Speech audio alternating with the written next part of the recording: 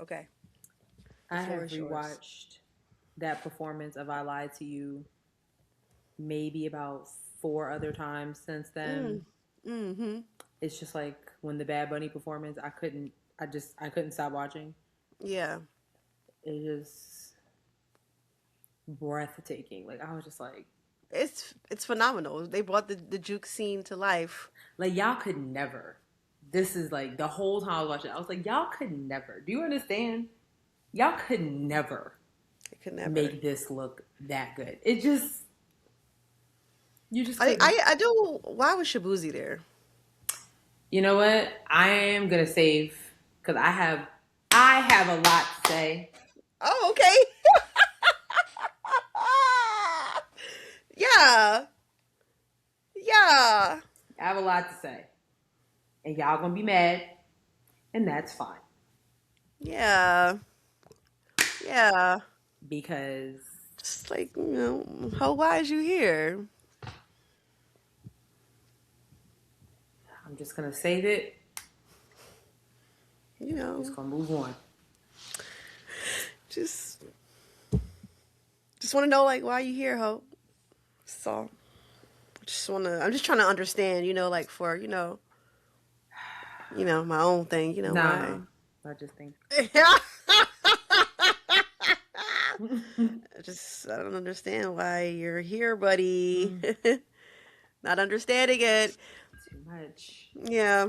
And that's really all I got to say about that until we get into it. Hmm. Do you want to just start the show? Let's do it. Okay, great. Let's. Let's. Great. Great.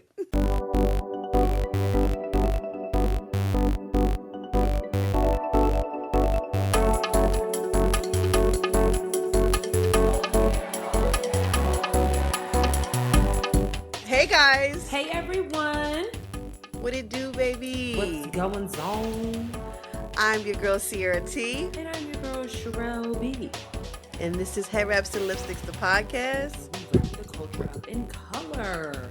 Yes, ma'am. I just hit my mic. Sorry if that made a That's weird okay. sound in your ear. Um, episode 6 is in the building. Hello, hi. My mom is calling me. She always calls me when I'm recording the podcast. I don't know. It's okay. It's all right. I don't know what her vibe is. Anyway, um, I'm texting her right now because like we've got to get it. We've got to get it together. Like we've got to Mm-hmm. be on one accord. I feel that. As as a unit. I feel that. I do. Right, I get it. right, right. Anyway, sis, do we have an announcement this week? Yeah, we have one. Mm-hmm. So, Headwrappod and Lipsticks will be speaking at a panel for Women's History Month at Johnson C. Smith University. Shout outs to all the HBCUs. I will be Period. speaking on Women's in Politics panel on the 26th of March. I'm really, really excited. Shout outs to JCSU for giving me the opportunity to Mm-hmm. represent Headwrappod and Lipsticks. So we gonna have a good time. We're gonna talk about a few things. We're gonna get these future voters together and Period. just talk about all the things. So I Yeah, will have a recap for y'all, not next week, but the week after that. I'm excited. I'm excited. I won't be able to make it, but that's okay. I know my sis gonna hold it down.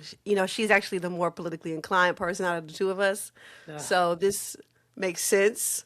I know a few things, but she knows more than I do. So I think she's gonna be great representation, I and I hope you guys show up. Is it a free event? Like, anybody can show up? I What's the don't vibe with that? know. I'm Okay. actually not sure. So we're gonna find out. Hmm. I'm gonna find out Hmm. if you guys could pull up. I mean, it is during the day, but either Yeah. way, hopefully I'll get some shots, some snaps, and I can share it with everybody. Period. Yeah. I'm excited. Yes, yes, yes. So y'all, if you can attend when Yeah. we find that out, come through like Friday cool. You Amen. said it's the 26th of March? Mm-hmm. Oh, okay. Got some time. Yep. Got Yep. some time. Period. All Mm-hmm. right. Yes. That's it for announcements. We That's gonna it for jump right into announcements this. right now. For right now. For right now. Mm-hmm. Sis, what can you wrap your head around? Two very minor things. Mm-hmm. One, I don't know who Jay-Z and Beyonce think they're playing with. Okay. I Okay. think I know where you're going with this, but You know what I'm saying? Like, so mm-hmm. Beyonce is co-chairing the Met Gala. Then it was announced that Jay-Z is headlining the Roots Picnic, which, from what I'm seeing, the discourse on social media, they are tripping beyond measure with these ticket prices. I've heard. Okay. I've heard. And if Act 3 is an album with them together, to the front. To the front. Because we don't want that. Okay, I was nervous because I was like, I don't. We've been there, done that. We got it. Great. But if y'all are, Don't. I'm hoping that it's just they're putting out some separate projects and like a little healthy competition. Yeah, Like, ooh, I could beat you. Da da da da. That's fine. But if that would be Act great. 3 is a collaborative effort, I don't know how many more times we got to tell B to get that nigga off the album. like I like them together, but Yes, y'all done it already. We it's got been it. done. We got it. We got it. Yeah. We've been. It's been clear since Bonnie and Clyde. Oh three. But Seriously. okay. Like we get We it. Move got on. it. Got it. You know who I really want to see Beyonce collab with? I actually really want to see her collab with Cardi B. I think that would be really, really nice. That'd be dope. I think that'd be really interesting. I have like a whole list of collab, like literally a physical list of collabs that I want to see. Yeah. Nobody asked for, but I just write things down. I'm like, ooh, her and Duran Bernard. That'd be perfect. You know? That would be perfect. So, Yeah. Yeah. I can see that. Yeah. You know? Mm-hmm. So that's the first thing. The second thing is there's been a lot of backlash about some of the Vanity Fair after party interviews with, I think her name is Quinn Blackwell, and I forget the other guy's name that was doing the interviews, and basically they're an embarrassment. Ooh. But this is what happens when you hire influencers to do journalists' job. What happened? I haven't heard about this. So there was a few takes. One, they were interviewing Damson Idris. They were talking about, instead of talking about his movie, Right. F1, you're talking about If My Legs Could Kick You, which is fine. Excuse me? So there was another movie that was nominated called If My Legs Could Kick You. Rose Byrne was nominated for it. Oh, okay. Yeah, she was nominated for Best Actress for that. Was it Best Actress? Yeah, Best Actress. Okay. And so they were talking about it, and the dude, I forget his name, but he's another podcast host or something. And it was just very poorly prepared. Jake Shane, that's his name. Just very poorly prepared. Then also Julia Fox, I think, was actually in the movie If My Legs Could Kick You, I think. And he said the exact same thing. And Julia Fox was like, okay, I feel like we're dragging this on. So, like, but again, this is what happens when you're not prepared. I know Vanity Fair is an after party, so you should have a little bit more fun. But if you were talking to Hollywood's elite, right. I need you to, like, I'm not saying don't have fun. Right. But have some journalistic integrity if you're going to do a journalist job. So it bothers me because we continue to have these conversations all the time about red carpets and interviewers, but yet here we are again. Clock it. And you don't call Sherelle and Sierra. You don't call, Sylvia Obel. You don't call all these, well-known. You don't call Gia Peppers. You don't call them. Like, you call whoever has 1 million plus views on TikTok. Hello? And then the next thing, we're getting Variety articles. Jake Shane's Vanity Fair party interviews are going viral, all for the wrong reasons. From awkward moments with Kris Jenner to calling an Oscar-nominated film Sick Child annoying. And talking over the chaos said it all. Red carpet reporting is a craft, and not every influencer is a reporter. Hello? Clock that T. So clock it. It's just, I'm just like, Okay. Yeah. So that's all I couldn't wrap my head around it, and highly agree with everything. You know what I'm saying? Highly agree. It's even like I saw there was one during Black Women in Hollywood where Lynn, I don't know the reporter's name, but she was interviewing Duran Bernard, and there was a lot of keying going on. But there's another interview right next to you with Lynn Mm-hmm. Whitfield, Yeah. and Lynn Oh, and Whitfield I was saw like, he was like, "Do you okay, mind?" Right, like, right, just have a little journalistic integrity, just a little bit. Like I said, right. Reel it on in. that's just something that we do as a people. But if there was nobody there, that's one thing. But it was a lot, Right. just Yes. keep it cute. Yeah. So that's all. Yes. Totally Anyways, agree. what Yes. can't you wrap your head around? You know, people be trying me, and I think I've reached my max on social media in terms of like people saying stuff to me and letting it slide. And I will be using my platform for embarrassment for the foreseeable future because Oh. you're not you will not talk to me crazy and have me not respond. And this is just like weeks of things just randomly people saying, people be real bold on the internet, and then all of a sudden it's comment unavailable. Right. Then you want So to post up. stop. Right. Because when I call you on your bullshit, now we quiet. Were you silent or were you silenced? Anyway, so today I made a tweet. I don't know what else to call it. Is it a tweet, a thread?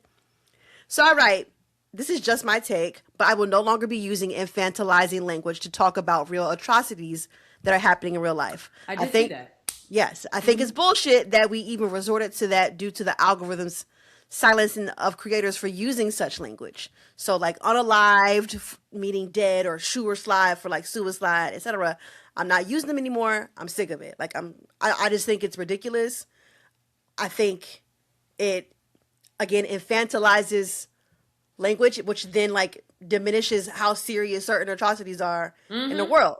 So this fool gonna come to my page and say, I don't really get the unalive hate. Do you think unwell is childish too or unlike? And Wait. so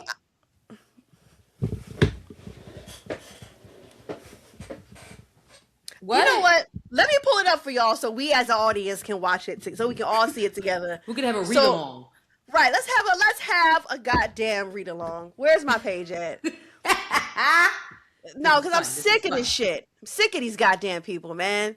Yeah, Okay. I feel that. Here it is. I'm about to share my screen. Give me a second. Because I'm sick of these damn people. I'm sick of it. Right. Okay, here we go. Can you see it? Let me zoom Yes. in. Do I need to zoom in? I'm really bad at this. I can zoom in, can I? Yeah, there we go. Here we go. There you go. So we can all see it. There we go. There we go. All right. This is just my take, but I will no longer be using infantilizing language to talk about real atrocities that are happening in real life. I think it's bullshit that we even resorted to that due to the algorithms silencing creators for using such language. Unalived, sewer sliding, etc. I'm not using them anymore. I'm sick of it. And you can see this person right here at the bottom, Mr. Mick Hutchcraft, with no picture, mind you. With no picture, loser. Says, I don't really get the quote unalive hate. Do you think unwell is childish too or unlike? Yes. So I go back and I say unalive as a replacement for dead/murder was never a part of my vocabulary until social media censorship became a thing. So maybe 5 years. However, I've always said unwell and unlike. Don't try to get me on no gotcha shit. We're all he knew exactly what you was talking about. Like, so let's right. let's He's being facetious. Yeah. He's being facetious. You know what I mean when I say that. Don't try to play me. Like we ain't all been using unalive. Yeah. All our lives. I thought unalive was for. I thought it was in the context of somebody that took their own life. See, I didn't even know that unalive was for just dead and murdered. It's for all of that. Yeah. So if you were unalive, so like yeah. Oh, if you're like someone's like recalling a story, they were like, oh yeah, they were unalived by the schmurderer. They were killed by the schmurderer. That's exactly. Somebody told me a while ago, a couple weeks ago, sometime last year, I would say. We were talking about homelessness, and it was like, well, it's unhoused. Right. What is the difference? Right. And then here's my question. Did the homeless people tell you this is what they wanted? Or the unhoused? And furthermore, Does this language matter in the grand scheme of things when these people don't have nowhere to fucking live? Literally. Homeless and unhoused. Yeah, I agree with you tenfold, sis. I'm glad that you bring this up because like it's exhausting. It It's is. exhausting. It Like is. you know what I'm saying. Why is Yeah. dead a bad word? Literally. And that's journalism. Like when you see a headline, like Kiki Shepard, unfortunately she passed away. It's the way, right. Kiki Shepard dead at 74. 70, right. It wasn't Kiki Shepard is unalived. Alive. So if publications are using the same vernacular of the human race, so can I. Exactly. I think people have become so scared of censorship, and that's why a lot of like big publications you'll see on TikTok using these weird fucking words. It's crazy. And I'm like, we're all adults here.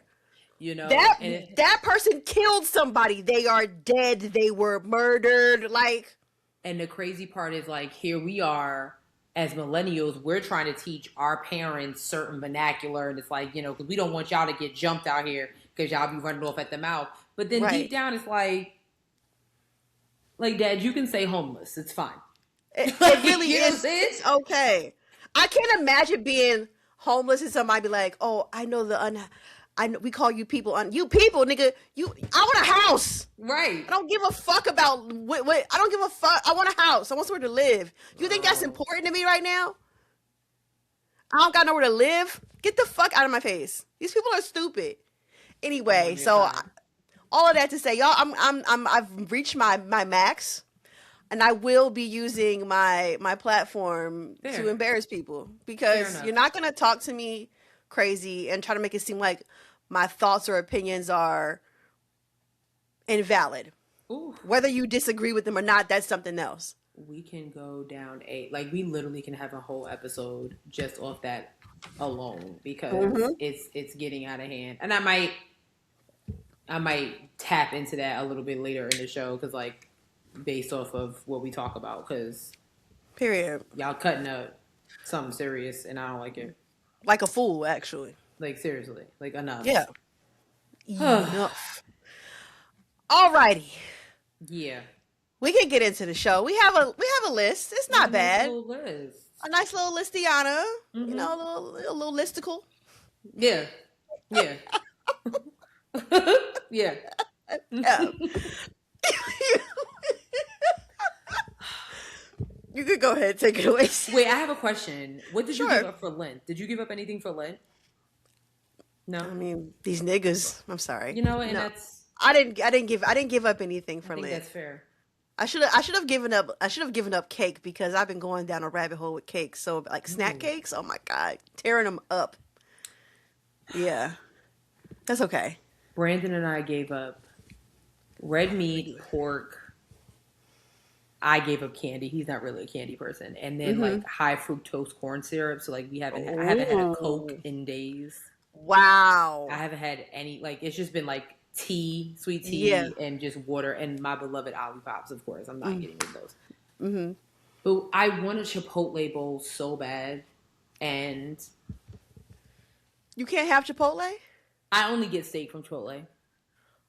Oh, because I'm absolutely after this. I'm going to Chipotle actually. Ooh, like maybe I'll get a steak bowl in honor of you. Wow, that's rude.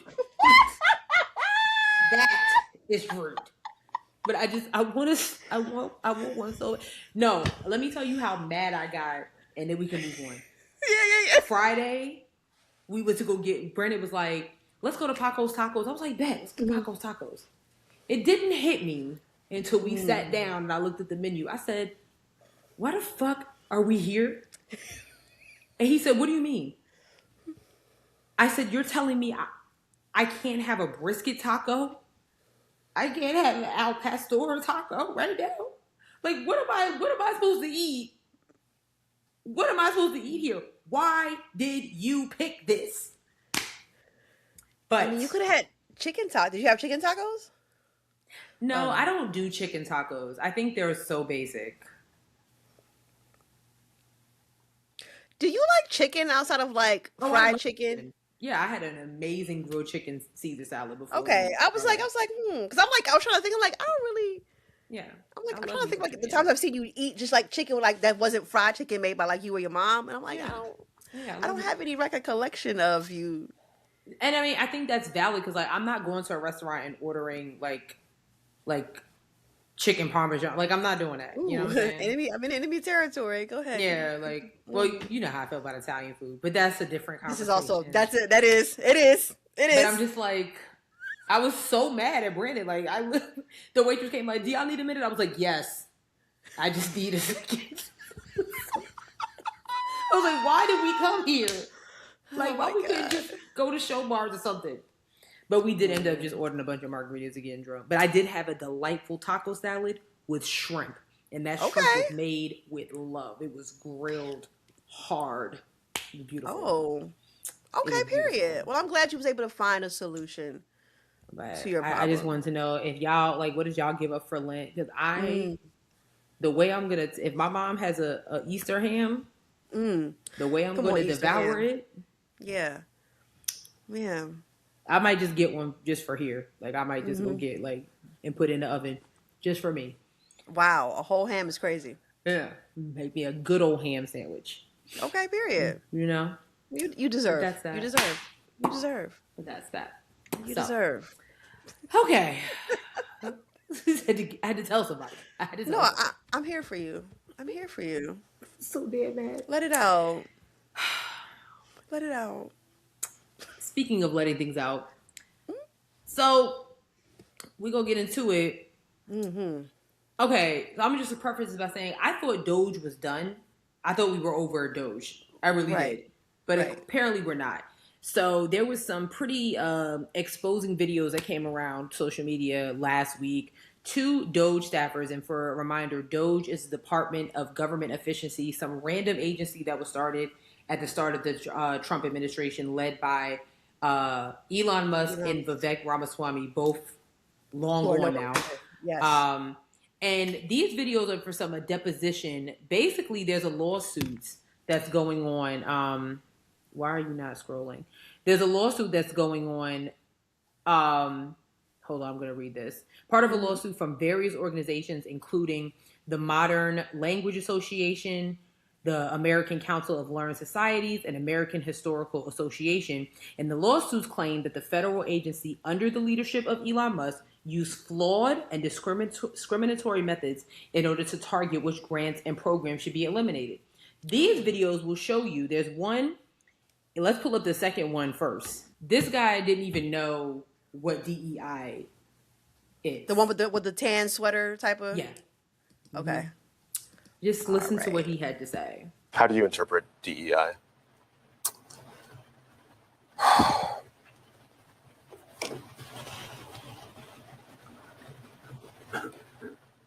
There was the EO explicitly laid out the details.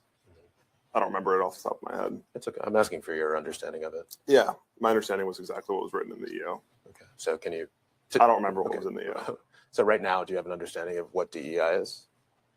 Yeah. Okay. So what's your understanding as you sit here today in this deposition?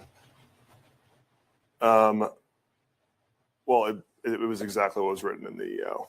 And so anytime that we would look at a grant through the lens of complying with an executive order, we would just refer back to the EO and assess if this grant had relation to it. Okay. But I guess stepping back from your methodology strictly in terminating the grants, do you... Okay. So an EO is an executive order. So they were looking at the executive order that was signed by President Trump and other leaders in the Trump administration. And what their role was to flag anything that just resembled some sort of DEI. There was one grant in particular of a documentary that was explaining or just like touching on women who survived the Holocaust. That got flagged because it focused directly on women. Oh my God.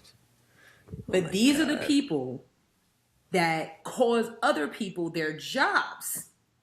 Right. And he can't even define what DEI is in his own language.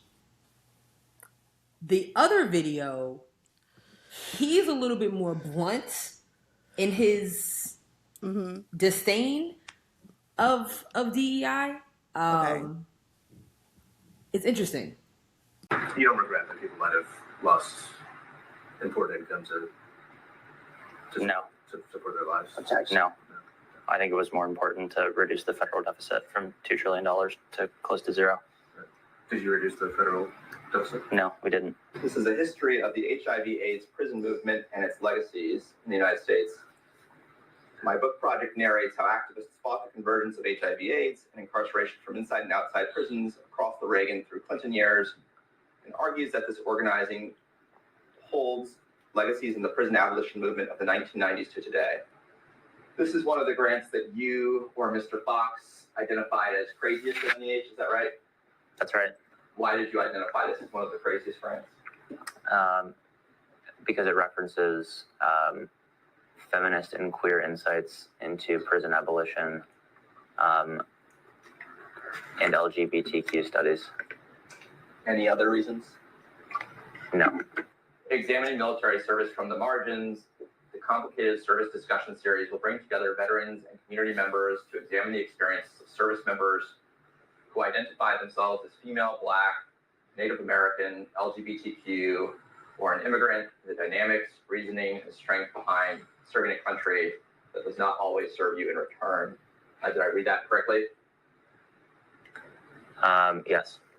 You and Mr. Fox identified this as one of the craziest grants at NEH? Yes, it appears so. Why did you do that? Because it explicitly says LGBTQ. Do you have any history in, like, let's say, scholarly peer review? No. Okay. So, but this judgment call was made by you and your personal judgment combined with Justin's personal judgment to cancel grants based on DEI. Yes. Okay.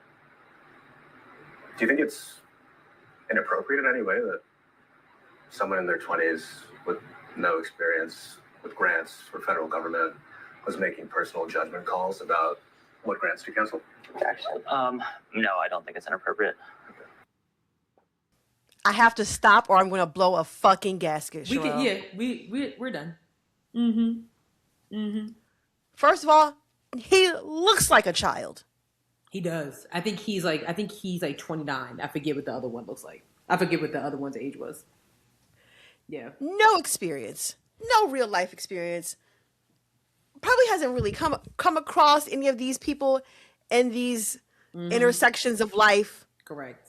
To know their life experiences, and just because it said the words LGBTQ or feminist, you marked it as the craziest of. Sure, it was triggering for me because again, like people lost their jobs, their livelihood just because of these two individuals, and there's more. This is just in one deposition. Of individuals like this that use their own personal ideologies to be like, oh, well, this grant can't be. And then for you to be like, well, it was about like, lowering the deficit. And then the next question, well, did you achieve that? No. No. And then when asked, do you have any experience with peer review research? No. Nothing. You're not even qualified for this job. Nope. Nowhere near qualified. Nope. And yet,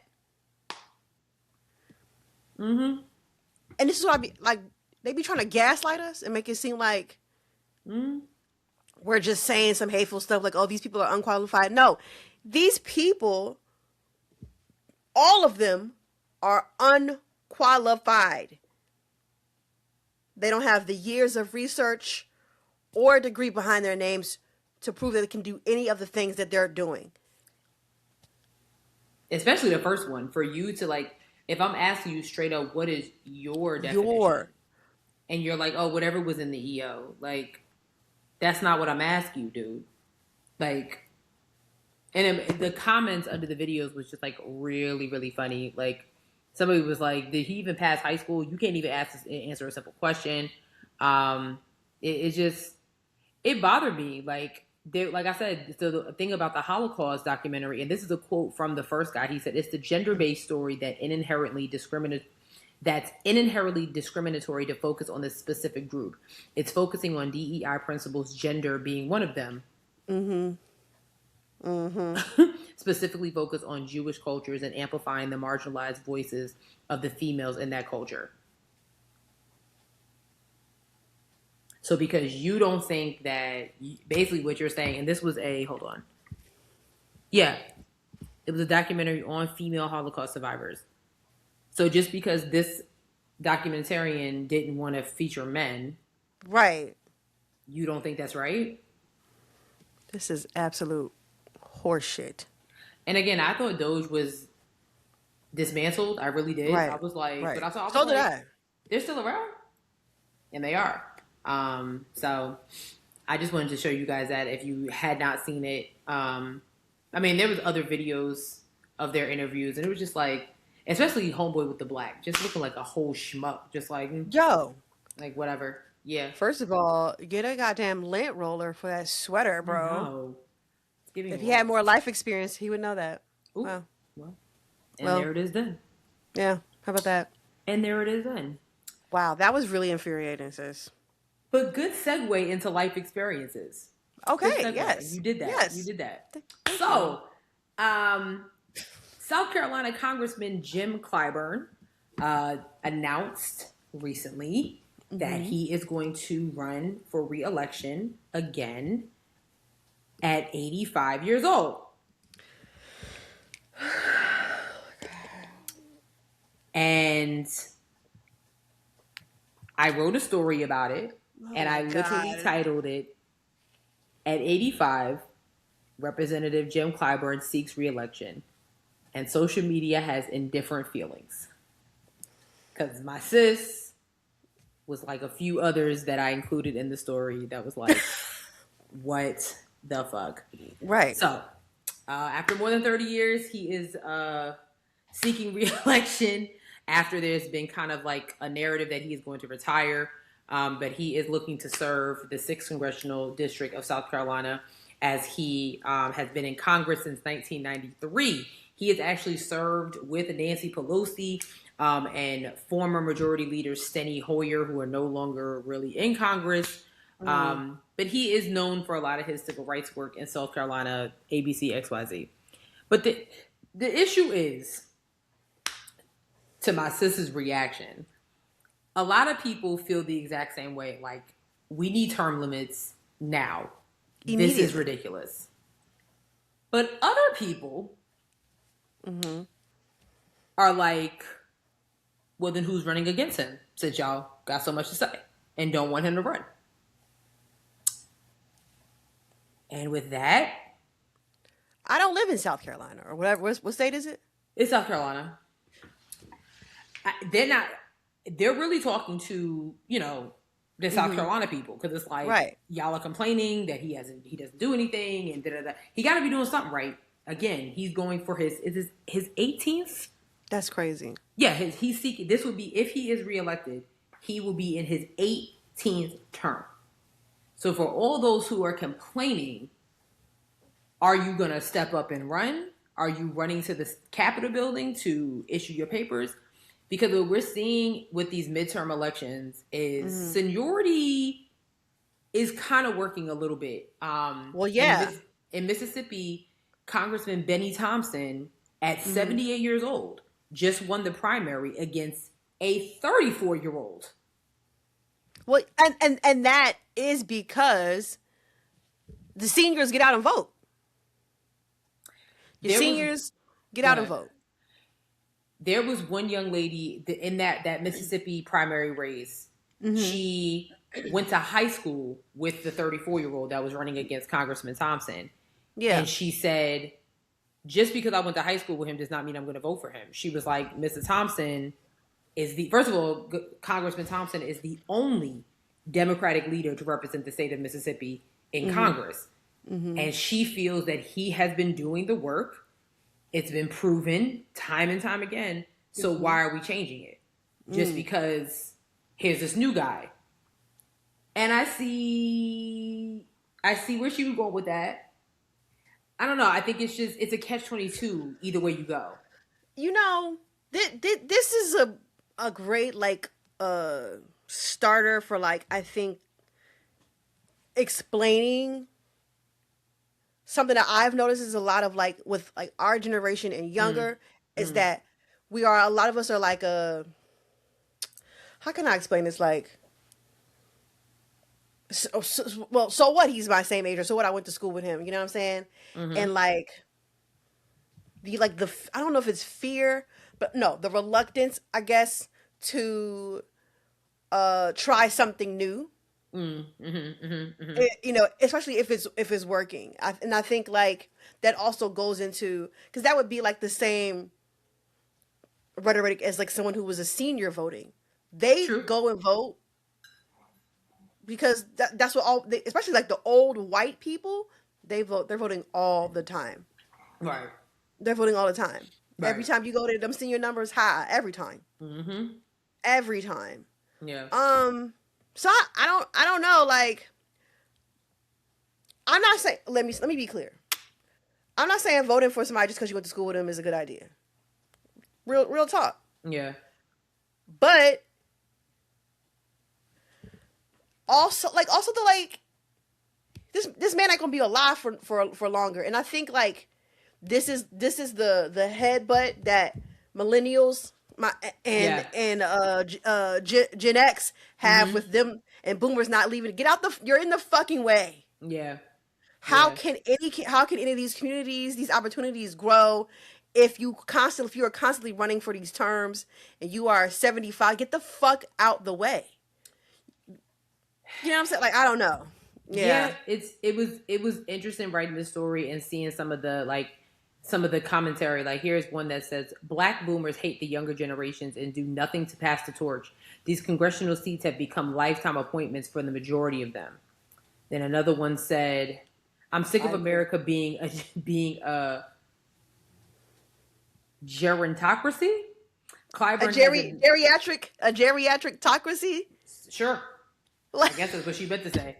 Yes. Clyburn hasn't mentored anyone that is capable of succeeding him in 30 years. Both boomer Democrats and Republicans would rather hold on to power, serving in Congress with one foot in the grave, age max and term limits for elected officials.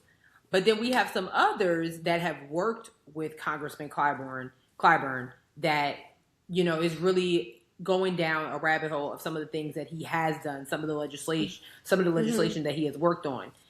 I mean, but at the end of the day, it's like you have Bernie Sanders, who's still 84 in office. You have he can get the fuck too. Yeah, Elizabeth Warren, who is 76. Like, it's like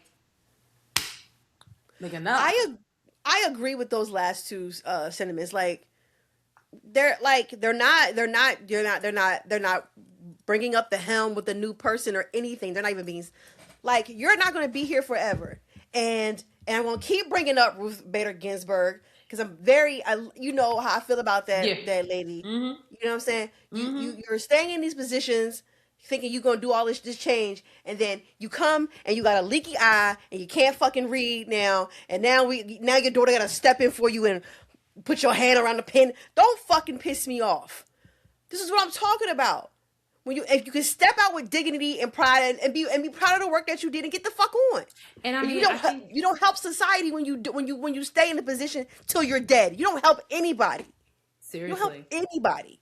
And we are seeing a lot of people step down, more so from the Republican side. I will say that the Republicans are like, these new ones is out of pocket. I don't know all this. Like, I don't got time for that. So it's like, I mean, look at what's going on in Tennessee. You know, our favorite Congressman Justin Pearson is running for another congressman's seat that's been in there for mad long. Illinois, there's a primary going on this week for that. It's just like, because they're retiring, like enough. Right. I don't know. I thought I did see that Congressman Clyburn was announcing something, and I thought he was announcing retirement as well. So then when he announced that it was re-election, I was like, oh, now to your point, I don't live in South Carolina. So I can't vote for him anyway. Right. But I think there needs to be a conversation. But then I don't know, because then, I mean, y'all dead ass trying to put Donald Trump in a third term, and he's about to be 80 years old. He can get the fuck on too. All of them, sis. I don't care whose side you on. You're in the way. You're in the way. I agree. I agree. All them old niggas. All them old niggas. You at 65, don't you know you got 30 minutes, nigga? Yeah. I don't know. It's yeah. It's very frustrating. Yeah. And it's the one aspect. Yeah, that's the one aspect where I feel okay being ageist. You know that. No, I feel that. Me and my dad have conversations about that too. Because like sometimes I'll be like, you about to be 70. He'd be like, so? I'm like, I mean, yeah, but when it comes to certain things, or even with my mom, like, Mom, you 65, and she's like, I'm as young as I feel, and you're absolutely correct. But there's certain things where I'm like, I don't know. I guess I'm not there yet. I'm just trying to get to where they've already been. So it's just like, when I turn 70, will I want my grandkids to tell me to sit down? Yeah, that's cool. Well, yeah. Tell me to sit down. Go get my pills. Go get my pills. But also, I think there's nothing wrong with like taking like inventory of what you've done and being like, okay, I should move out the way. Be proud of it. You think of like all the seniors, right? They're voting for the things that are beneficial for them, but that in the long run could end up being detrimental to those who are younger than them, right? Which has happened before. So like, you know what I'm saying? Like, I agree. I don't know. Well, we're gonna pay attention. We'll pay attention to South Carolina and Mississippi in November to see how this goes. Yeah. And yeah. I don't know. Yikes on bikes. Yikes on bikes, indeed. Also with yikes. So I know Pastor Jamal Bryant kind of started the boycott for Target. Wait, I thought it was Tamika Mallory. Oh, I've been seeing I've been writing. I haven't read anything about Tamika Mallory in regards to her Target boycott. But either way, we all collectively as a people was like, hell no, we won't go to Target. Right. Until recently, Pastor Jamal Bryant was like, well, no, the boycott is ending. And Black people was like, who said that? Who said that? Who said that? Who said that? And I've been dying laughing at the discourse like, nigga, who put you in charge? Right. To tell us who, when, and why we can still go into Target. I'm gonna be honest. I have not been in Target since this whole thing, not once, and it really made me think like, what was I going in there for? It was absolutely bullshitting for sure. Like I have to go in there for my like certain niche things that I like to use for like my skincare and my teeth or whatnot. Because like sometimes waiting for Amazon to drop it all, I feel that. Too much. But I haven't like made like any like big purchases or like any of this, like he would just peruse in there. No, I haven't really done that in a while. I really think it was just like an aesthetics thing, like for social media. It's like, oh, I'm gonna go to Target, I'm gonna do my little girly errands. It's like, no, we just end up spending unnecessary money in a store that doesn't want to spend any money on us. And I thought it was interesting that he came out and was like, yeah, it's over. But then it was like, however, there's still work to be done. So then why is the boycott ending? Right. Because Go ahead. I'm sorry. No, you go ahead. You go. No, I'm saying like the new CEO. So Brian Cornell literally is gone. The new one came in, and it's not like they've issued an apology. Or the new one was like, okay, I understand what Homeboy did, but I'm here to say A, B, C, X, Y, Z. Like y'all sales are still declining. Like the boycott is working. I mean, I don't think we're gonna put Target out of business, but at the end of the day, like we're putting our dollars elsewhere, and that's okay. Just because it's been like technically 1 year. So why we can't keep that going? What's the problem? I was watching this YouTube video of this guy who's also like this Black guy who like he just does like YouTube think pieces or whatever, and he was also talking about like the Target boycott or whatever, and he was like I don't really know. He's like, yes, this particular boycott is working, but is it getting the full point across? Because it's only hurting Target's pockets, right? What do we as a community like? I think maybe excuse me.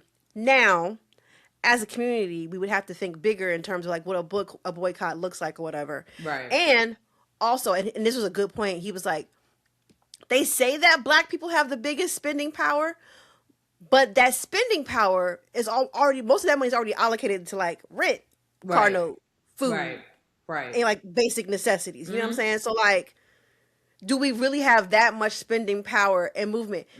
Right? And clearly we don't, right? Because Target hasn't even felt a need to make an apology. Nope. You know what I'm saying? So like, this particular thing is working in the sense that like Target is getting some message. Yeah. But like, I think like what, like as a whole, can the community do where it's not just Target, like where we know, where all these companies know not to stop fucking with us? I don't even know if we can do that, because if you think about it, apparently there's a lot of companies like Walmart, like, and we ain't stopped. You know, we're not stopping shopping at Walmart. We're not going to stop shopping at Walmart. So it's like, I don't know. Walmart wasn't out here acting like they was, you know, we knew who Walmart was when she pulled up. A long time ago. You know what I'm saying? Like Walmart was like we're DIE, like Walmart wasn't waving the pride flag. Walmart wasn't doing none of that. They said we can roll these deals back for you and get your black and your gay ass in here and buy them if you want to. Right. You know, they weren't. So that's why I think with Target it hurt so much, is because it was like they were like fully invested in like these communities and whatnot. You know what I'm saying? You know, and that's why it hurts so much. So like, yeah, girl, like niggas not shopping. I mean, we know who Target was. Okay, and nobody. I have no plans on going into Target just because Pastor Jamal Bryant said it's okay. Yeah, no, that's crazy. I don't know what he's talking about. Yeah, and I think boldly speaking for the community is like, that is crazy. Well, that's what happens. Especially with no apology or nothing. Like, just okay. I mean, we can't. We got to stop. Yeah. So just very interesting. Giving one person the green light, like. I digress. Right. Okay. Is that it for politics? Oh, you wanted to show this website.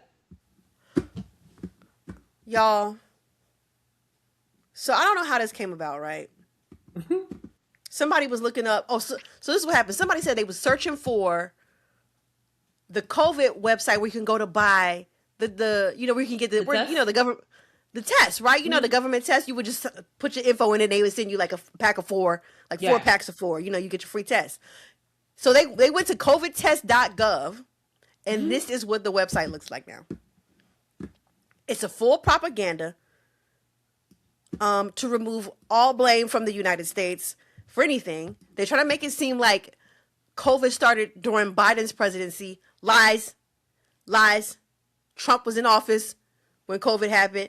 He actually had it. We all seen that shit. Right. It's a full on propaganda situation.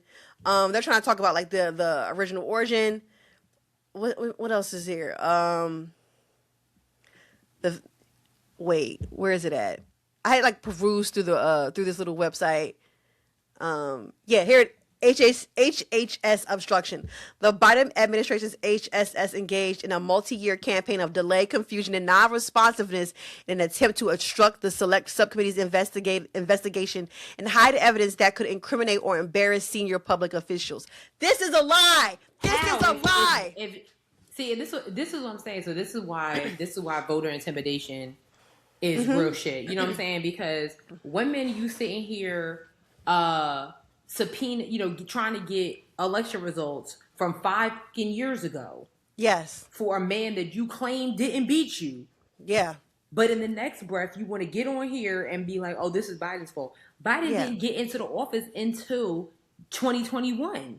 Yeah. The world shut down in March of 2020. Mm-hmm.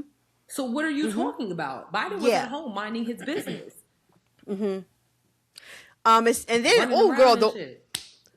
the World Health Organization response to the COVID-19 pandemic was an abject failure because it caved to pressure from the Chinese Communist Party and placed China's political interests ahead of its international duties. Further, the WHO's newest effort to solve the problem, exacerbated by the COVID-19 pandemic via a pandemic treaty, may harm the United States.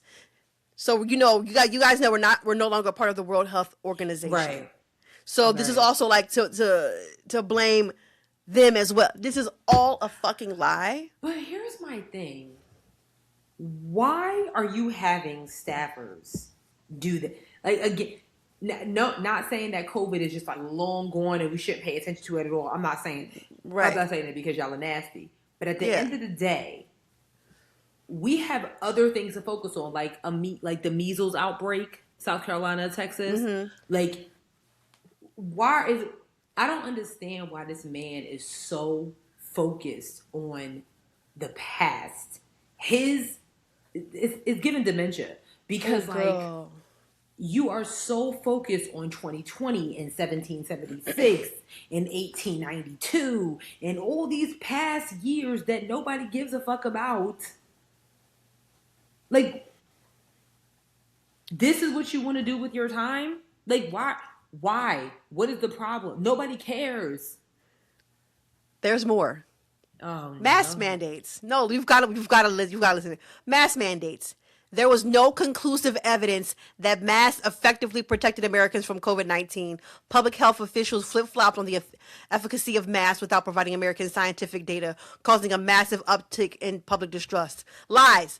Doctors were using masks in the everyday surgeon general, all doctor's office before COVID-19 happened. This is a fucking lie. Hold on. New York pandemic failures. This gonna blow your shit. Former New York Governor Andrew Cuomo's March 25th order, which forced nursing homes to accept COVID-19 positive patients, was medical malpractice. Evidence shows that Mr. Cuomo and his administration worked to cover up the tragic aftermath of their policy decisions in an apparent effort to shield themselves from accountability. Medical malpractice? What? So if you're listening, you go to COVID tests, not test, but tests. Cuomo failure. Yes. Go to covidtest.gov. It'll take you right here, and you can see all of these lies. But these are lies, okay? The government. I can't believe I'm saying this. The .gov website, anything else is right now, as of this time in our history, is not a quotable source. This is not a quotable source. These are lies. These are all lies. The lies. Because yes. What? Yes, these are all lies. It's just weird. It's like, and this is how you know that he's obsessed, because like, you know how long, like, if all this was true, you could have just pulled some files and kept it pushing. But it took you this long to get all this stuff up here. Yeah. You had to curate the mass. So you're telling us mass didn't work? So if that's the case, we should all be sick.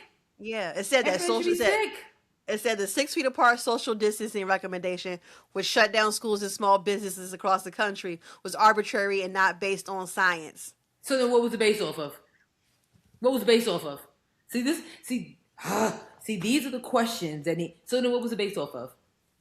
If you had a lot, this is just grammar 101. It wasn't based off of. What it was based off of was ... But you don't have that. So these are lies. This is not a quotable source. Any .gov website right now you cannot trust. That's sad. Crazy. That's sad. That's really sad. So just wanted to bring that to your awareness that they're still on their bullshit and they are lying.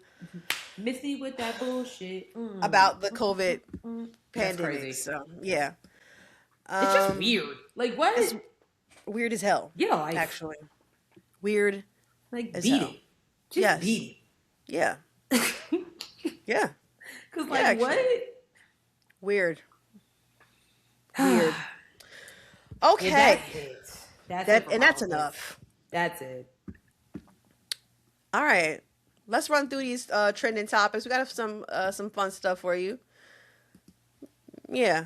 Where are we gonna start? Are we gonna start with our Oscars recap? Yeah, we could do that. I mean, I just want everyone to see my shirt. Very nice. Thank you. Very, Thank very you. nice. Sinners Hive, stand up. Woo, woo, woo, woo, woo, woo, woo. I mean, I think y'all already know how we were feeling or how we are feeling since Sunday's Oscars. I mean, so we had like a little Oscars watch party at my parents' house. I literally ran around the house as soon as Michael B. Jordan's name was called. But I was giving strikes. Me, Sierra, and Simone in a group chat. I was like, that's strike one. Mm-hmm. It was looking shaky in the beginning, but you know,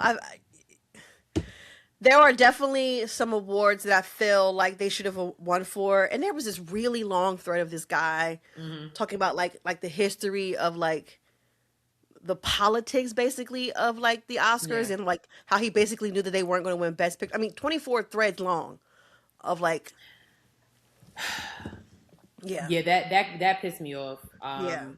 Honestly, that pissed me off, and Best Supporting Actress pissed me off, and y'all know why. Yeah, because when I I want. She was predicted to win though, sis. I'd never seen Weapons. How? I don't. Apparently, they said she acted down in that movie. That movie. This is a Weapons hater hive account. And if I ever meet Amy Madigan, I think her name is, any of the cast of that show, I will tell them that movie sucks. And if I ever meet Jordan Peele, I'm gonna be like, that's the script that you lost it over? Oh my god! I know you ain't think a white girl made that shit up. Because what? Excuse me? That movie was trash. Damn. And I didn't see it. Annie deserved to win that award, hands down. I believe Sinners deserved to win Best Picture, hands down. Ryan Coogler deserved to win Best Director, hands down. But he is now an Oscar-winning director. Sinners is an Oscar-winning movie. Yes, it is. And my baby is a Best Actor. And please don't piss me off today, Cheryl. It's fine. Please don't piss me off today. Well, but let's go ahead and look at him take his speech. Yeah, he did. His win. And the Oscar goes to Michael B. Jordan. God is good. And it was me yelling all the time. I want to thank Mike and Pam for believing in this dream, this vision of Ryan Coogler, and betting on a culture and betting on original ideas and original artistry. I stand here because of the people that came before me.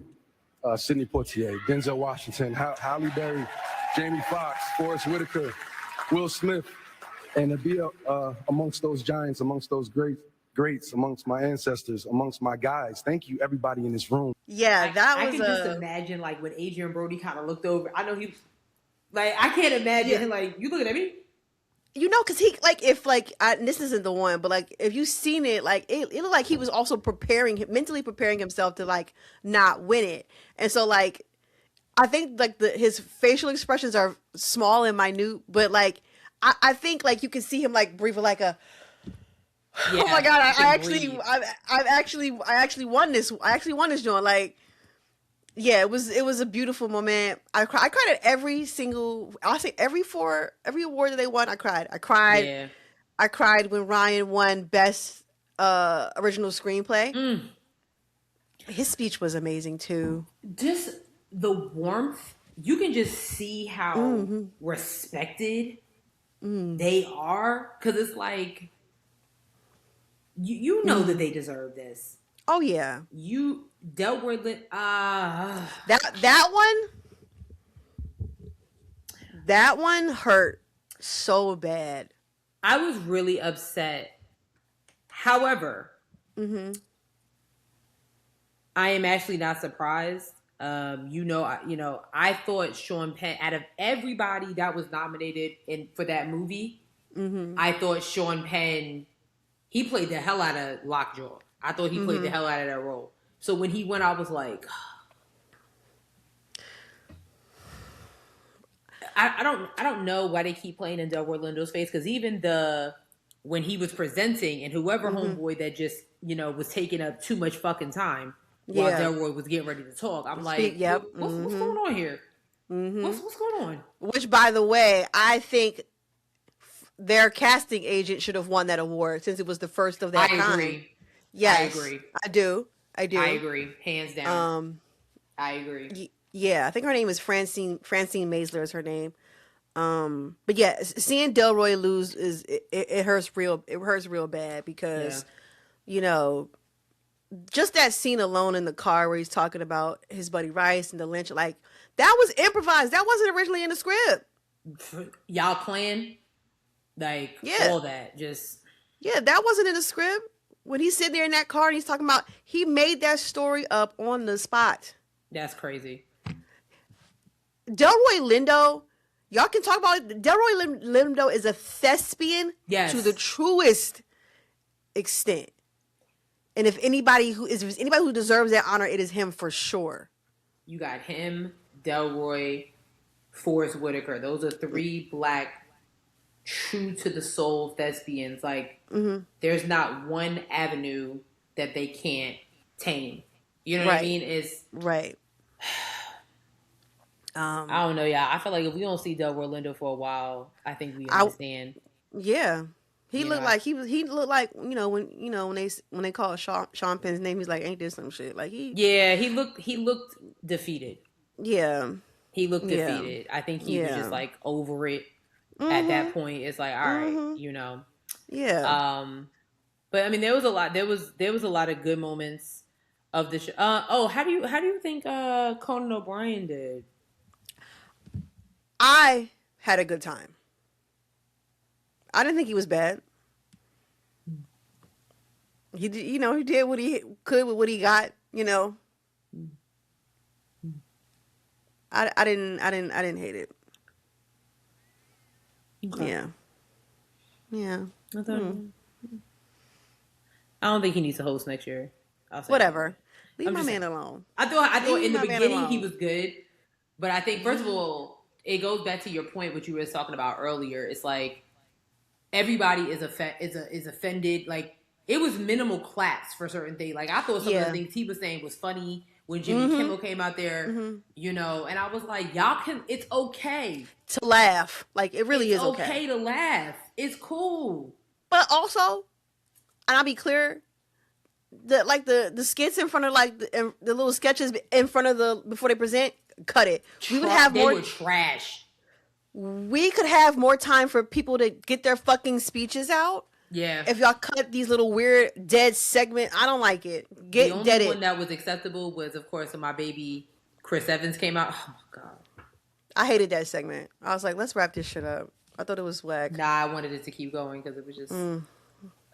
God, that man is so. All of them segments sucked, including the Bridesmaids one. I don't care how many years. I agree, and I was, first of all, 15 years of Bridesmaids. I was like, whoa. Oh, crazy. I was like, what do you mean?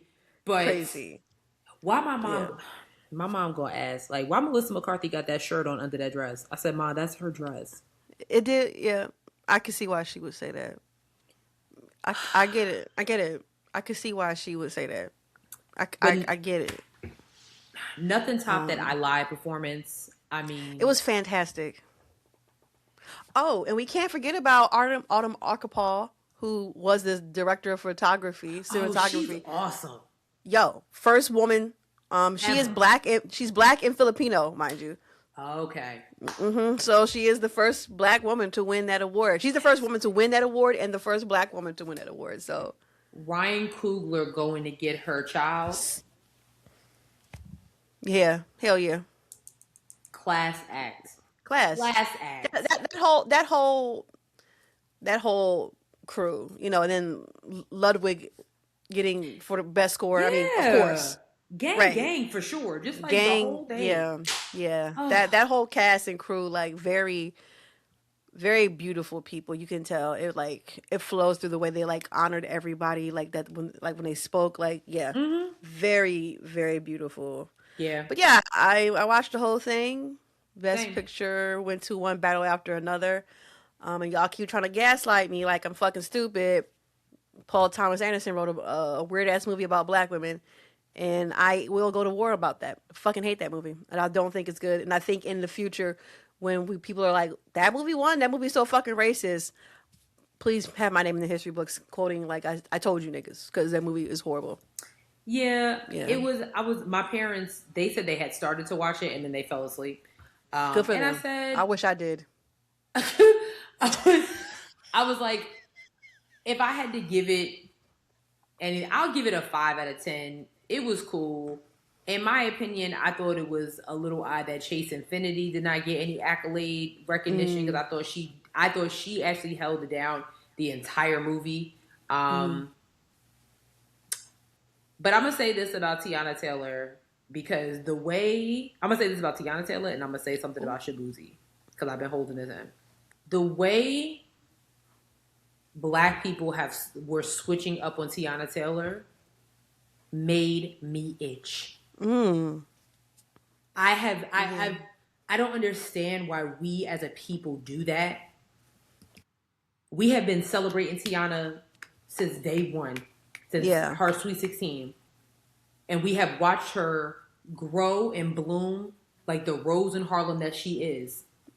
So for her to be, and regardless of how we feel about the movie, for her to start from the bottom and to be Academy Award nominated Tiana Taylor, you got her fucked up.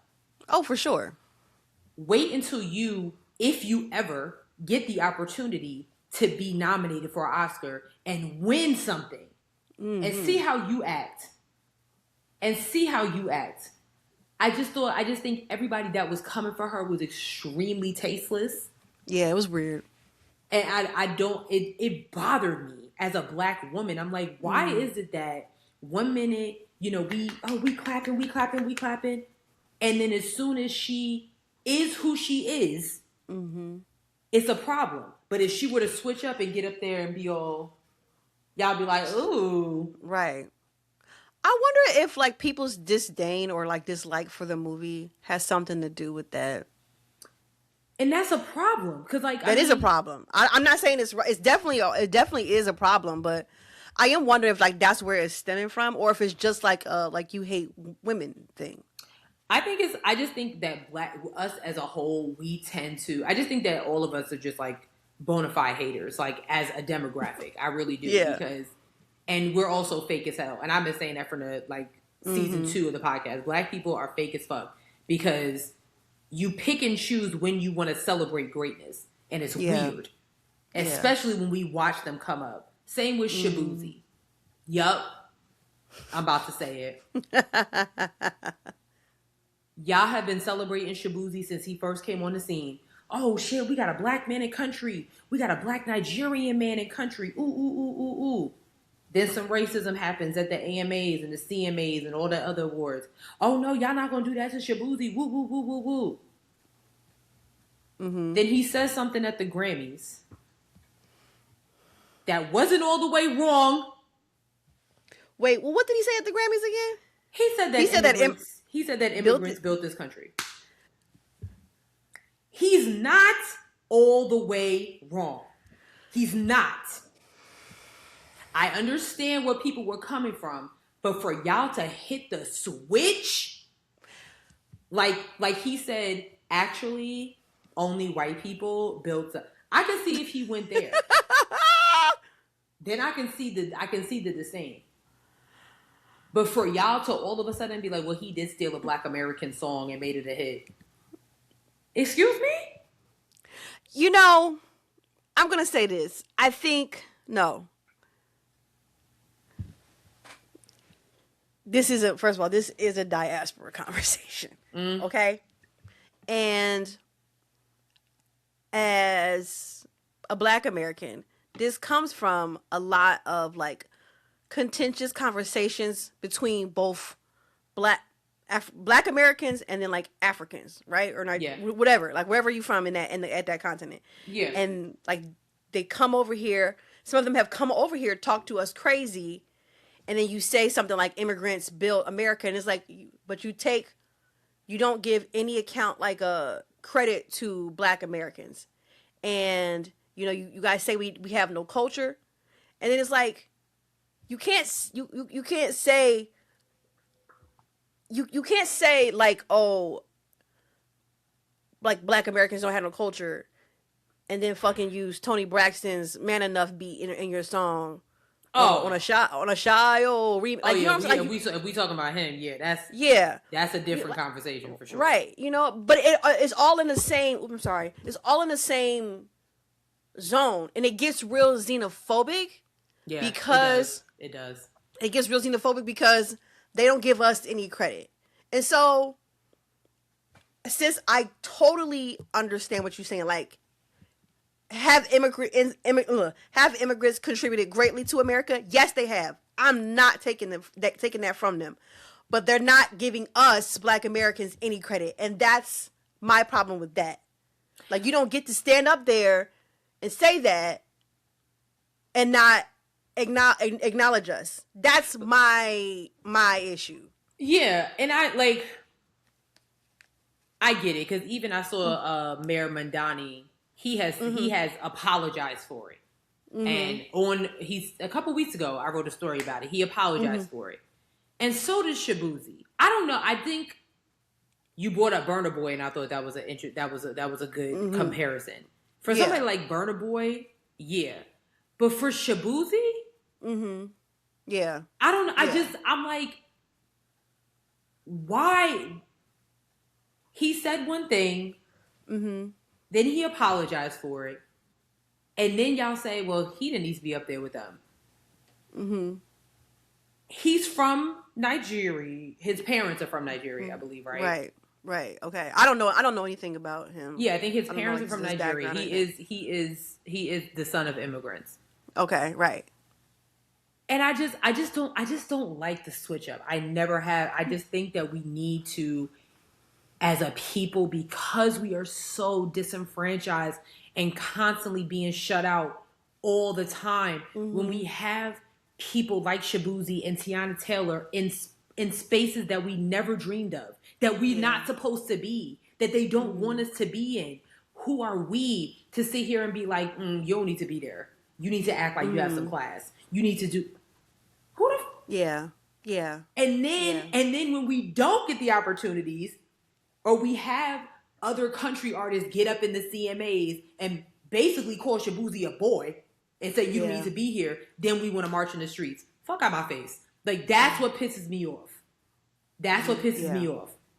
If Tiana Taylor got up there and walked all Marilyn Monroe, like, she done switched up, she done did this. But because she is who she is, that rose from Harlem, y'all got a problem with it. Yeah, that's crazy. It bothers me. In Tiana's aspect, I agree with you 100%. That is weird. Like, she's always been like that. But like, their diaspora conversation is a very sensitive topic. It is, and I think like only because like Black Americans have, and every time, like, we always immediately we're like, oh, they person Black, oh, we rocking for them. And so until they other themselves from us, and so like, we're at a very like a point right now where like, like, it's all love until you say something. So you like, I think like, and let me be clear, like, I feel like it is kind of fucked up that like immigrants would have to be like, let me like it's weird. Yeah. Because America didn't do their due justice, hasn't done their due justice of just acknowledging the Black community. Yeah, and acknowledging the Black community and its suffering and its contributions to this nation. This is how we get here. Yeah. I want us as a people to do better, especially when they're constantly trying to. I mean, we just saw that with Oscar, like we just said. We know good and damn well Center should have took a whole sweep. Oh, absolutely. but it's this humbling thing that they feel that they need to do. They can call political all they want. It's a humbling thing that they feel like they need to do to us. I'm gonna need to send you this thread because that guy, he had like shit broken down. I was like, I can't read all this, but it was a, like, it's when I say it's not even like, it's very political. Yeah, I'm intrigued because I just want us to stop. I just want us to stop. I really do. Yeah. It's disheartening. Yeah. 1 minute it's black woman that day. Here go one, and y'all like, oh, right. what? Right. All right, we got 15 minutes left. Let's run through some of this stuff real quick. Did you want to talk about this girl who, the Michael B. Jordan hater? Yeah. So if y'all don't, I remember that clip. Yeah, we don't have to play the clip. Yeah. If y'all remember, a couple years ago, I think Michael B. Jordan was promoting Creed, and he was he stopped for an interview with this basically one of his old high school bullies who used to bully him about bringing in his headshots to school. And now all of a sudden, he basically was like, yeah, yeah, right. You interviewing that weird kid that bought his headshots, yeah, and rightfully so. So then she was on a podcast recently or on a show where basically she was saying that, like, I guess Michael B. Jordan said to somebody else that, like, oh, my bad, or, whatever. And basically she feels like an apology is due. And the other ladies on that show were kind of egging her on, like, I mean, yeah, like, no. No. Were you bullying that man? Is anything he said wrong? And then also, I don't even understand why... We gotta stop taking history making moments and making it about other things. Like the way that y'all keep bringing up Lori Harvey, nobody gives a fuck. No, nobody gives a fuck. Now all of a sudden, because he won Best Actor, now here go this whole podcast clip. That clip I said Creed. I don't even know if it was Creed 1, 2, or 3. So Good God. Years ago. And you think. First of all, if Michael B. Jordan wants to apologize for you, I'm pretty sure he has access to figuring out where you at. Right. Okay. But I also think that he took that moment and got his lick back. Don't forget, like, I remember Dave Chappelle said in a stand-up one time about Bill Cosby, he was like, I think sometimes people forget that he's just a real nigga from Philly, and he might say some real shit from time to time. Right. Same with Michael B. Jordan. Don't forget he's a nigga from Newark, New Jersey. Okay. And, don't let this Hollywood shit fool you. I remember you vividly. Right. Period. She ain't getting no damn apology. She can forget that. I don't know how you hate from outside the club. You can't even get in. Hello? So, hello? Girl, bye. Move on. Like, you making that your whole thing? Like, no. Lame as hell, actually. No. Yeah. And then, what's this about Jack Harlow? Oh, okay. He said he's blacker. Yeah, can you play it real quick? I'm saying you didn't retreat into a whiter genre. In fact, you arguably went deeper into black music. Yeah. Deeper into blackness. Yeah. So was that conscious? Was that a little twist on the typical move that white rappers make, which is to retreat back into traditionally white sounds? It certainly made what I already wanted to do even more appealing. Absolutely. Because you like pushing that boundary, that line? I think I love black music. I love the sound of black music. Who among us? Yeah, I love the sound of black music. Yeah. And of course, I'm hyper aware of the politics of today, that safer landing spot that a lot of my white contemporaries have found. And of course, it appealed to me to do something that I felt like at a time when there's plenty of people expecting me to take some of the routes y'all are taking. Yeah. To take the route that not only might not be expected, but is also the one I genuinely want to take. So all the stars aligned in that way for me, to be honest. I'm not going to pretend like what you're talking about. I was like, I guess you're right.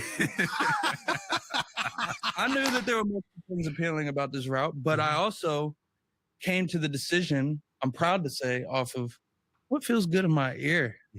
I love R&B music. I love the sound of soft, intimate, melodic music. So I want to be understood. I want to write melodies that invite people to sing along. Sherelle, I don't need no more wiggers. I don't need no more wiggers doing nothing. I don't need it. I don't need it. I don't need any of this. I haven't listened to his album yet. Is out already? It came out last week. And again, I talked about it last week. Again, I have not heard one song off the album, but all I hear is him talking. So I'm like, for you to, even worse than what I was saying before. So for you to go from that versus Cat to who or attempt, this is not the way to do it, my brother. And for you to say, I got blacker. Now, again, this goes to listening to the full clip and not just taking, I heard what he was saying. Cool. But no, sir. No, sir. We have enough. John B is still around doing what he got to do. I'm not saying no bullshit like I got blacker either. Yeah. I just think, again, I think his team needs to go back to the drawing board. Call me. I have no problem telling you, no. This is not this ain't it. This is not it. I am going to listen to the album because I'm curious, but right. I don't know. It's a no for me, dog. I'm not going over there. I feel that. Fair. I'm not fair. Yeah. That's fair. I wasn't over there in the first place. I ain't even heard none of the first album or the second. Well, I don't know how many albums he got out. I think I listened to the first one. I'm pretty sure that was the first one. And I don't need it. Yeah, it's cool. Yeah. Okay, last thing on the list. The girlies, the LGBTQ girlies have been eating EJ Johnson up for this clip I'm about to show y'all. Yeah, I've been meaning to save it. I mean, watch it, but I have what happened? You're gonna see what happens. No, I'm gonna share it. For those who don't know, EJ Johnson is Magic Johnson's son, who I think he's not trans. I don't think so. Mm-mm. No, he just he's one of the girls. Yeah. Okay. But anyway, here we go. I don't attract gay men, and I'm not attracted to gay men. Like, it's just not a thing. Tell me more about that. Honestly, it's like that's why I don't really go to gay clubs. I don't go to gay things, because it's like the men that I attract are not there. It's like, these are not my men in terms of attraction. Now, if I'm just going to have a kiki, sure, but like, these are not the men that are interested in me in that capacity. I do that when I go to the straight rooms. So, it comes to men, has it always been what some people consider the straight guy always being the one that would approach you? Or somebody who, has been intimate and dating, women for most of their life, or like up until then, for sure. Now it's like even more so, now that I definitely present in more of a feminine way, because also like, it's like my energy is that. Like, even when I was a kid and like, they were like, well, you can't wear skirts. And I was like, well, why not? It's like my inner being was like, there's nothing wrong with this, especially if I look cuter than any girl does. Like, what's the problem? I'm out all the time, and like, I'm killing a dress and no one else is. Like, the girls in the room are not doing it. Like, they don't look cute. They're not dressed to any nines. So, I love it. I don't. So when I saw this, I was like, oh, this is out of my wheelhouse, right? This is out of my wheelhouse. I'm not in the community, but I have a video to show you, right? Because I've seen a lot of like responses from gay men about this. And I feel like it's not my space to like make a comment, like, in terms of like gay men and how they present or whatever. But like, a lot of black gay men have come up across my timeline. So I want to share this with y'all, like, cause like, this is what I'm seeing on my FYP. Hold on, where's it at? And I'm like, ooh. Okay, hold on, give me a second. I'm trying to. This is interesting. It's very, very interesting. Okay, here we go. This is the one I want to show you. One thing you will never catch me doing is putting my trust in a gay or a trans person that's overly obsessed with DL men. First of all, bitch, you got the game fucked up. DL niggas are supposed to be obsessed with you, not the other way around. Bitch, how you barking for the dogs when the dog's supposed to be barking for you? Second thing is, bitch, is he a vampire? He only want to see you at night. He only want to see you in the bedroom with the curtains and blinds closed, bitch. Motherfuckers never want to hold your hand on the sidewalk in broad daylight. You don't love yourself. If you don't love yourself, you can't love me. And then the last thing, well, really not even the last thing, but anybody who is male-centered is a dangerous motherfucker. I don't give a fuck if you cisgender, transgender, gay, straight, bisexual, pansexual. I don't give a fuck. If you are a male-centered individual, you are a dangerous motherfucker to be around. And then also, like I say, I've said this before, within every demographic, there are those who are not evolved. You know what I'm saying? And when I say not evolved, I mean they don't have much intellect. They lost in the sauce. They ditzy dumb bitches. Most of the gay and trans people that I meet who are overly obsessed with DL men, dumb as fuck. Dumb as fuck. And y'all don't be having no motherfucking lives. Y'all don't have nothing going for y'all. The only thing that you got going for you is that you dating a motherfucker who can pass for straight. And that's really all that is. It's internalized homophobia. That's why you want to fuck with the straight niggas. And while I'm on the topic, the situation with EJ, my whole thing is, it'd be one thing if you were passing for a woman. You know what I'm saying? If you was giving the girls that tea, you know what I'm saying? Okay, maybe. I don't know. But you don't pass for a woman, and you also acknowledge yourself as a man. Any man that's fucking with you is a gay man. Like, there's no world where a man is fucking with another man and you're not gay, bisexual, pansexual, something like that. There's no existence where a straight man is dating a boy. It's just not. There's no existence where a straight man is fucking a boy. That's not how that works, ma'am. And a lot of y'all be so, like I say, ditzy dumb bitches. Y'all are obsessed with this idea of the straight man, the hood trade, the hard niggas. It gets you to a point where you just be saying dumb shit. Because there's no way that EJ thought about that before EJ said that, baby. There's no way that those words came out of EJ's mouth and EJ actually thought about that, girl. You, somebody who identifies as a man, saying that you only date straight men, bitch. When 1 + 1 don't equal 2, bitch, we have a problem. When you on 2 different continents, bitch, when Africa and Asia don't meet, bitch, that means we have a problem. Never trust a male-centered motherfucker, and for damn sure don't think that bitch got anything in a motherfucking head remotely resembling a motherfucking brain. Please don't ever disillusion yourself into doing none of that shit. Ditzy dumb bitches who are messy as fuck and don't have shit going for them. And obviously don't love themselves. That's the end of the story. All she wrote. I want to be his friend. No, same. And so, like, this has been all on my timeline, just black gay men reading EJ down. And I'm like, you know, this is interesting. And I like some of the points that he mentioned about, like, you know, like male-centered people and how they can be dangerous. And then, like, just his thought process of, like, he's saying he don't date gay men, but I'm like, well, how does that work? How does that work? Yeah. I mean, I think when he was saying, like, when I'm in the straight rooms, like, that's, right. I mean, so I think friend was kind of cross the T's and dotted the I's. It's like, so you literally go for straight guys. Like, I mean, if that's what you do, then okay. Right. But like, then that doesn't make those guys straight. That makes them gay or bisexual. Yeah. Like, which is fine, but like, right.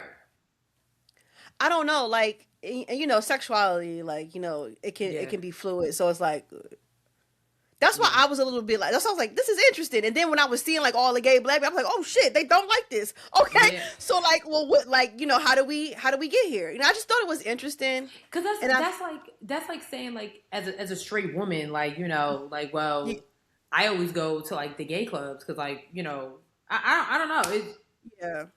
Yeah.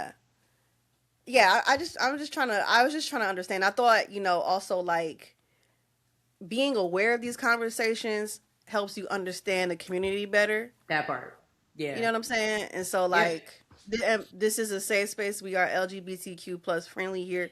Yeah. So like, you know, this is how you learn like what like language and like, you know, like you just understand and listen to these people and like why would why would gay black men be offended by this? And I'm like, okay, well, like, yeah. And when Yeah. when I say they've been reading, I gotta find some videos because like I Oh like I my said, I had God. it saved to watch. Yeah. Because I was like, what is he talking about here? Like, when I say they've been reading his ass down, I'm like, oh shit. I can understand it because it does seem like kind of an attack on your own kind. Yeah, a little bit. Yeah, so I'm kind of. yeah. I guess if I was part of that community too, I would feel like, so Yeah. what? Yeah. I don't know, child. Yeah, but I just thought that don't was know. interesting and wanted to share and like let y'all know that they is reading him down for. And it's interesting because like EJ, you know, you don't really see him out like that. You don't see him on podcasts and stuff. So like, I'm wondering what the whole conversation was. You know, was what it was about. Right. But yeah. Yeah. Very, very interesting. Je ne sais. So yeah, that's it for this week, y'all. Well, we got a lip service question. Oh shit! I know it's still. We had a lot of answers to this, by the way. Yeah, you want to go ahead and take that away? Yeah, this was Sis's question. Sis was saying, "What are your thoughts on bringing outside food into the movie theater?" And yeah, y'all had a lot to say on Instagram. Let's see. Black Tie 23 said, "Just mind your business. The prices in there are too crazy for the food snacks not to hit." Okay, right. Akivian, hey Akivian. Hey, He says Akivian. snacks that can fit in a bag or pocket are fine, but whole meals is crazy. Either eat before or after the movie, or do a studio movie grill type situation. Lana said, "Hey girl," she said, "Bring back dinner and a show. I bring the dinner and AMC bring me a show." Okay. Let's see, who is this? Nad this, Nad that said it's my favorite thing to do. Me too.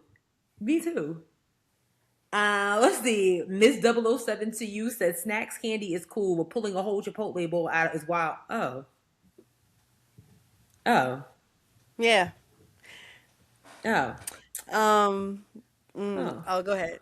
We had some answers also on Facebook. Oh wait, is that it for Instagram? Oh wait, hold on.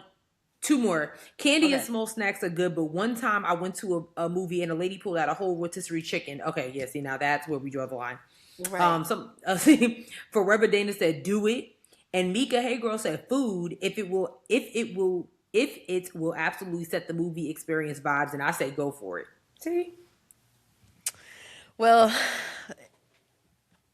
here we had three comments on Facebook. Aaron said, "When I saw Sinners, I in fact had a Chipotle burrito and a Wawa lemonade with tequila. That's what's up. I had a great night." Cheyenne said, "I do it a lot. I am a solo moviegoer most times, but since no one goes to the movie theater these days, I take my sushi or my burger in there with me and I stuff my face in peace." And then Ivan said, "Please don't. I'm going to whisper talk about you." That's fine. Yeah. I won't be able to hear you over my Chipotle bowl. And now this is where our paths will diverge, because clearly you are someone who likes to bring food to the movie theater. Let me tell you something. Me and the little sis, Simone, shout out to Simone. Oh, we quick to get a Chipotle bowl. Boom! We get it all set up right during the previews. This is and crazy. we good. I don't see a problem. And I think it is embarrassing. Well, you know, but I'm about to piss you off because somebody said the dinner, like the movie, like the cinema, like the movie. I can't stand that.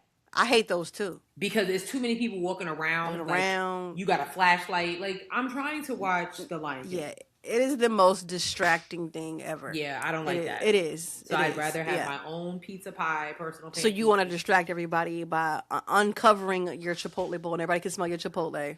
Well, I mean, that's not my fault. I'm not distracting y'all. You didn't eat. That's not my problem. Shro, please don't piss me off. I'm just saying that's not my problem. Like, but I don't have a flashlight in your face. I don't have none of that. I'm just here. It's just so ridiculous. Like, I just can't believe it. Like, listen, next time I just can't. Next time we come to Florida, you come to Charlotte, we're gonna go to the movies, right? Not with no damn food. I'm not going. If y'all bringing food in there, I'm not going. You won't even know, because half the time we got our Telfars. Like, you know what I'm saying? Like, it's. Oh my God. Please don't embarrass me. Hmm? Please don't embarrass me. I'm just glad I found my tribe. And so whoever want to go and get like some Chick-fil-A or whatever. Not Chick-fil-A because that's mid. You know, something like that. Like we get a McAllister salad or something. I'm down. Like, call me. Ridiculous. You know? Yeah, that was fun. That was good. We don't have any reviews. That's not fun. We were doing so well. Why are you making that face? Because I was looking too and I was just like, damn. I didn't look already. No, we ain't got none. Don't even worry about it. We ain't got none because ain't nobody doing what they supposed to be doing around here.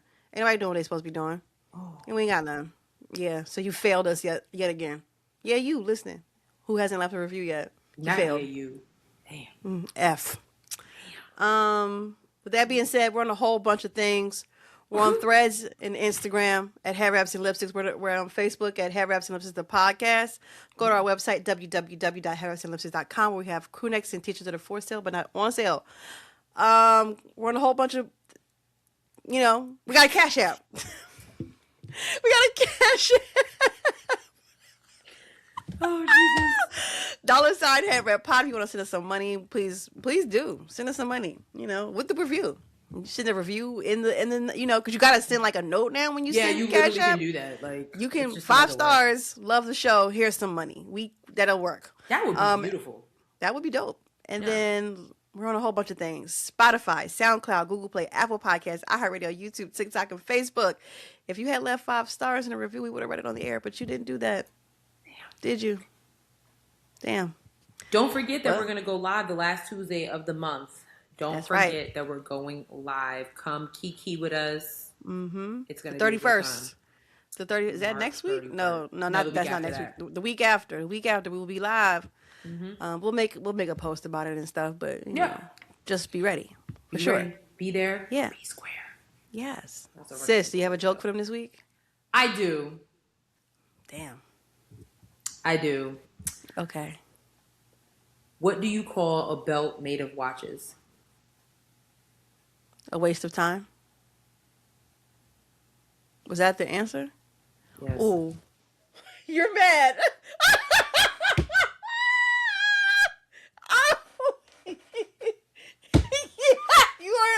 You mad because I guessed it? She mad. She's...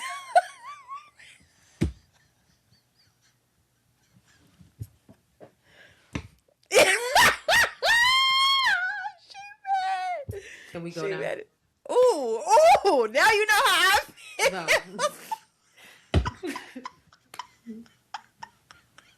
My sister sent me that. Let me tell you, I don't know what my sister was on last week. She called me at 9:45 in the morning and she sent them to me. So I have some prepared. Oh, okay. I'm talking like it was deep.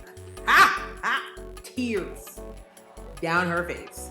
Oh my God, y'all with these jokes is insane. Shout out to my older sister, Shanika. She was having a good time. I was like, Amir's not home? She was like, no. Oh my God. Okay. I'm crying. I'm crying. All right. Well, that was good. I get it. It was something. It was real good. We'll see y'all next week. Peace. Bye.